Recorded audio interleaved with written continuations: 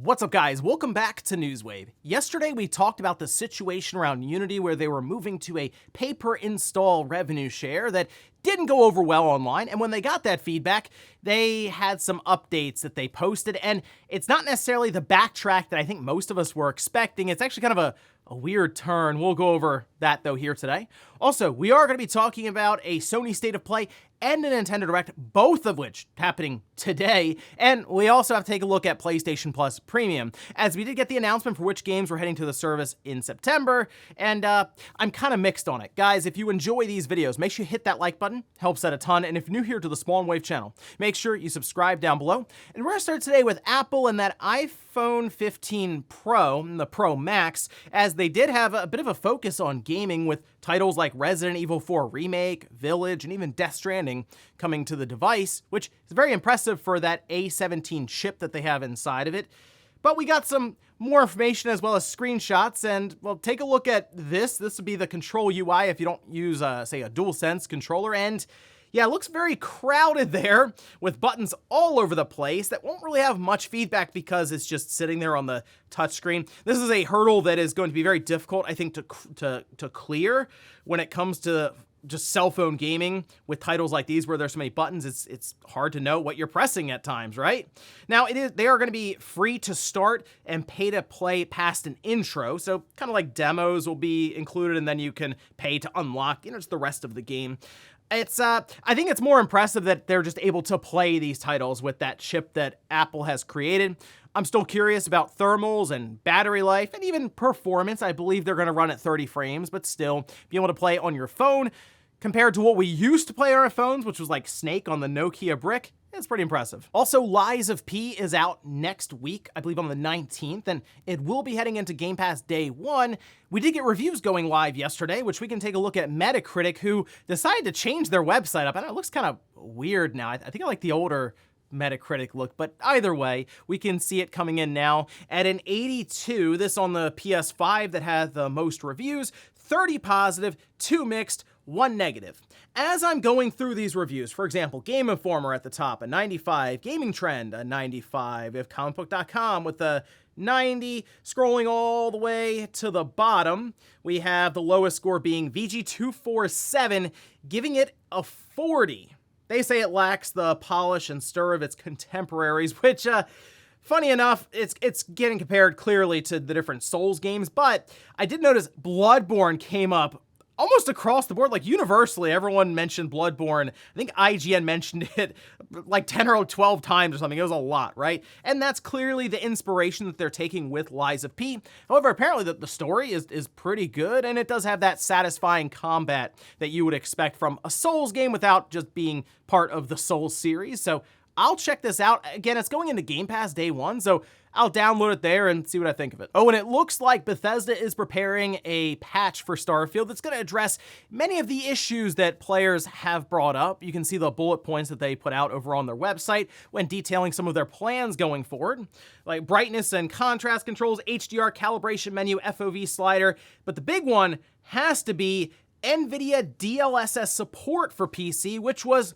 kind of controversial at the time because it almost appeared from the outside looking in that Bethesda or Microsoft partnered with AMD and just opted to bypass DLSS completely. There is a mod that's been released with some interesting implications because I believe it was paid and then people like pirated it. It was very odd stuff. But the bottom line is DLSS does indeed impact performance heavily. I mean, it just improves it across the board, as you would expect. So this going into Starfield on an official level through a patch is only good news. We're still waiting to hear about when this will be officially released, so I'll keep you guys updated. And guys, with some of the quick news out of the way, let's get into the bigger stuff. Let's start right away with Unity and the situation that continues to evolve here when it comes to their revenue share changing. In this case now, it's pay per install. At least that's the plan going into effect at the start of 2024. And this has not gone over well online, and it makes a lot of sense why it wouldn't, especially for smaller indie developers where it's like 20 cents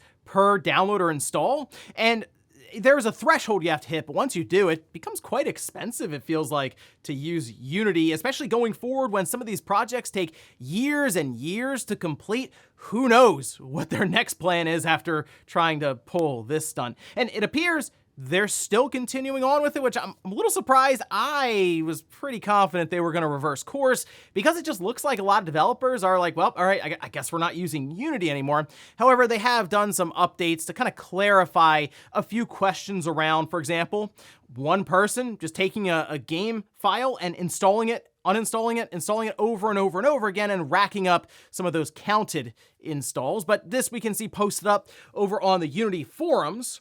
For example, if a user reinstalls and re-downloads a game, changes their hardware, will that count as multiple installs? They say that it won't count, and they're able to kind of track this themselves, even when it comes to piracy. And if people are just downloading it, say, on different torrent sites or what have you, and installing it that way, they can track that, although that is kind of a, hey, trust us moment. Trust is kind of being lost right now by Unity, so that's a tough one to take there. However, they do say that they're able to track each and individual one, but it won't necessarily count against the same machine.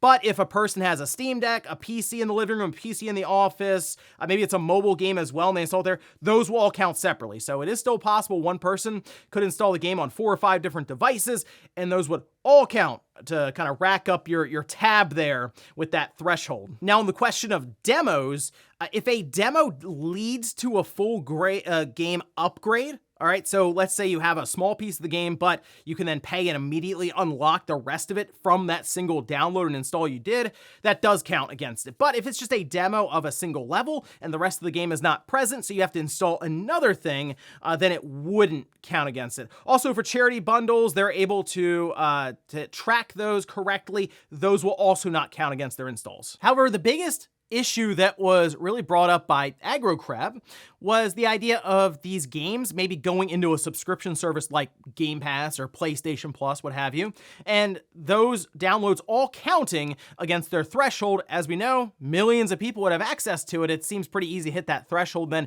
have to start paying against all of those installs. Well, this was another part that was responded to, and we can see this over on Axios from Stephen Totillo.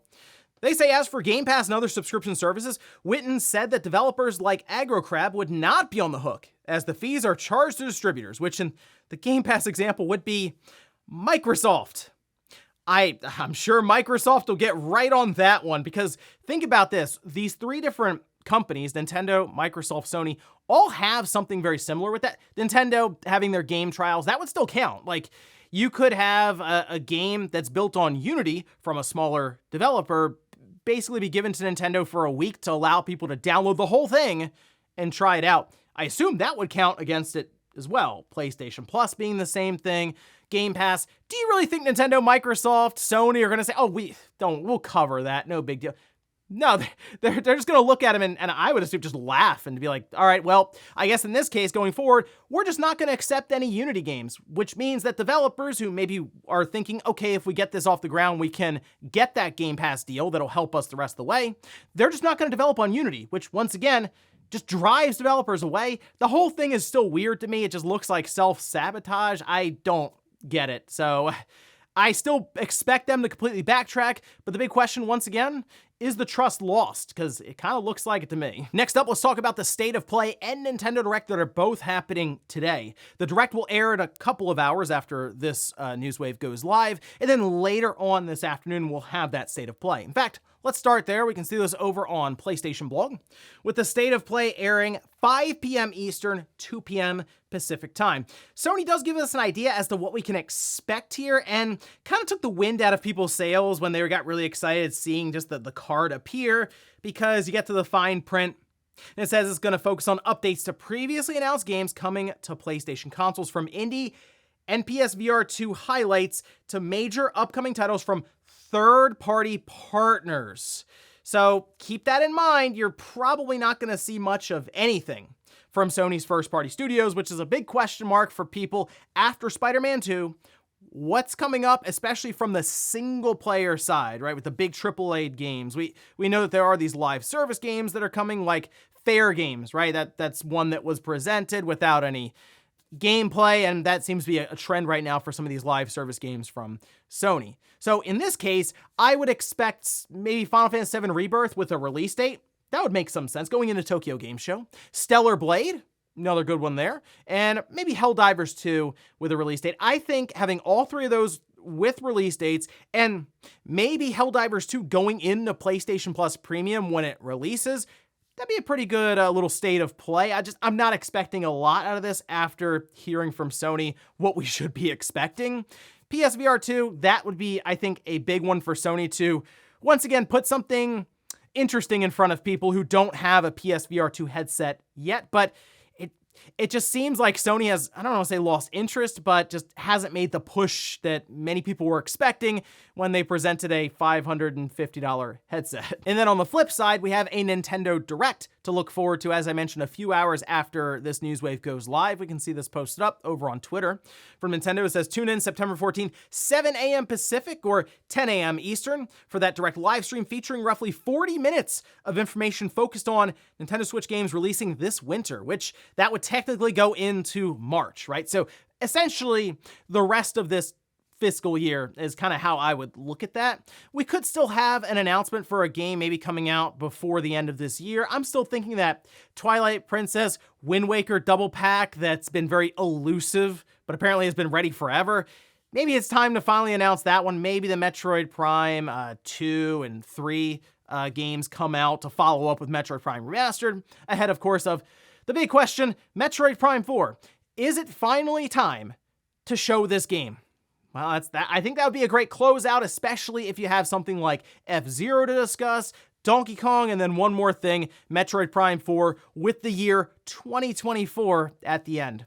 That'd be a pretty fun Direct, but I guess we'll see later on this morning, actually, in a couple of hours, what Nintendo has in store for us. I will, of course, be following up both of these presentations, going over what we saw. Next up, let's talk about PlayStation Plus Extra and Premium tiers, as some of these did leak out a bit early with the titles, and I thought they were okay, but then we see Premium, and I was hoping if Sony would tap some of the PS2 games that have not been available on PlayStation Network before and actually utilize a PS2 emulator for it.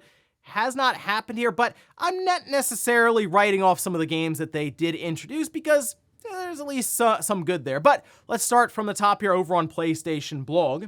These games will be available to Extra and then Premium tiers September 19th, so once again, next week. We have Nier Replicant, which I think is a good one to put in there. Great game. More people should check it out. And the fact that it's going in there, more people will have the opportunity, along with 13 Sentinels. Another good game going into the service. Then we have Civilization 6, Star Ocean: The Divine Force, Sniper Ghost Warrior Contracts 2, Odin Sphere. I don't think that one was on the leak list, so really cool to see Odin Sphere get some shine. I think more people should check that one out. Unpacking. I have not played Unpacking. People say it's actually a really good game, better than you would expect if you just kind of look at screenshots for it. Apparently there's quite a few stories being told there. Planet Coaster, Console Edition. This War of Mine, Final Cut, Cloudpunk, Contra Rogue Core, Tales Noir, Call of the Sea, West of Dead, Star Ocean: Integrity and Faithlessness.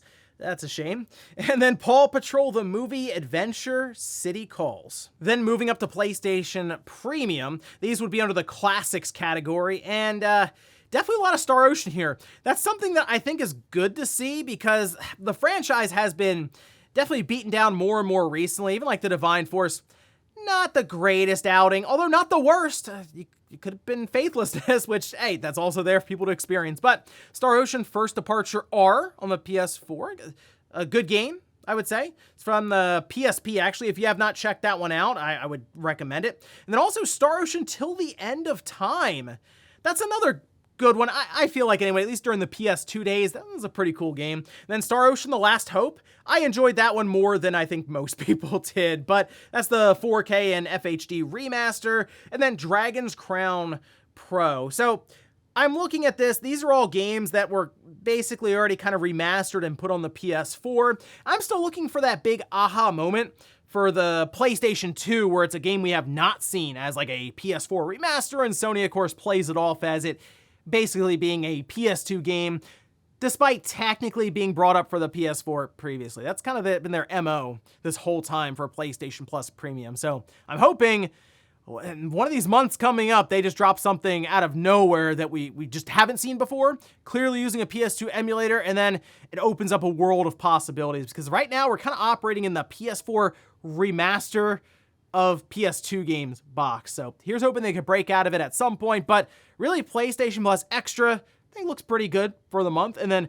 Premium isn't enough to make up for that price hike.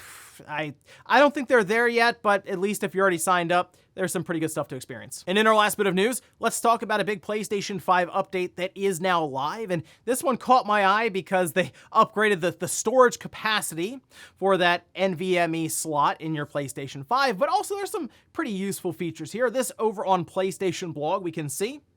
This is their update that they had in beta for a little while now. And yes, this is the one that allows you to install larger capacity M.2 SSDs up to 8 terabytes. I thought it'd be fun to do that, just to really just take a look at the menu where it's like you have 8 terabytes available, because it sounds absolutely ridiculous, but pricing on those are still pretty high. I think kind of sitting in that 2 terabyte, maybe 4 terabyte range is still about right currently, but they do have new accessibility features such as using a second DualSense controller for assistance. I think this is a good idea. It's definitely geared towards maybe if you're playing alongside of a younger gamer who's not necessarily equipped to deal with, Dark Souls or something. You can technically help them out, but it's great because you can use a second DualSense controller and the system will detect both controllers as one. So they can kind of play alongside of you, maybe have them hit a few buttons while you walk the character around or something like that. They also have new audio options that allow 3D audio powered by Tempest 3D audio tech to be enjoyed on compatible Dolby Atmos enabled HDMI devices, and new ways to connect with other players and customize your multiplayer settings. They also opened up, seems like their remote play a bit further to where it'll work on like Android TV devices. They also point out Chromecast with Google TV, the 4K model. So for me, looking at this, I think the idea of the second DualSense controller to help out a younger gamer is fun. And the idea of going up to 8 terabytes is kind of that why not, I can do it scenarios, but I guess for future-proofing, it's good, because who knows, maybe 10 or 15 years from now when we're doing a retro tech wave on the PS5, those 8 terabyte NVMEs will be all over the place and super cheap. And before we go to the comment of the day, we're taking a look at the poll that I posted up yesterday, where I asked, are you picking up Lies of P? Okay, 68% say no, I'm not interested. 25% though say yes, I'm downloading it on Game Pass. 7% say yes, I'm buying it ASAP. So the no, I'm not interested being pretty high, I think that's a product of two things. One, there are just a lot of games that have come out and are still coming out. So this is a game that might get kind of lost a bit in the shuffle. But also it plays into the idea of it just being a hard game similar to these different Souls experiences. So that can also put people off from the $60 or $70 investment. I can see why people may lean on Game Pass for this one, but the demo's out there. I recommend checking it out because I am excited to jump into this when it releases in Game Pass next week. But I will admit, with everything coming up, it's gonna get crowded here pretty soon. So this might be one where I'm kind of checking in on it here and there, and it just maybe takes me a bit longer to get through. And we'll finish up with the comment of the day, as you're seeing here. This is from Empath says, my dev team and I had an all-hands meeting to talk about this Unity thing. We've all agreed to start work on Unreal Engine going forward. Writing is on the wall. Like you said, going forward, we don't know if they will pull this move again. We need to be ready to make the jump to Unreal Engine. I did see the Epic and Unreal Engine accounts on Twitter posting constantly after that Unity announcement, and they may as well. At this point, they could just kind of stand still and they'll just gain market share from doing nothing, right? Because Unity is, again, seemingly self-sabotaging. I can't blame any developer who looks around and goes, well, why would I keep creating for Unity if they are pulling these kind of stunts, as you mentioned? And who knows what's going to happen 2 years from now with their revenue share? And can they track the installs correctly, as they say? If there's an error 1 month, do I all of a sudden hit the threshold even though we don't have that many customers? It's a lot of unknowns. And that's probably why, yes, many people are going to start making the jump to Unreal Engine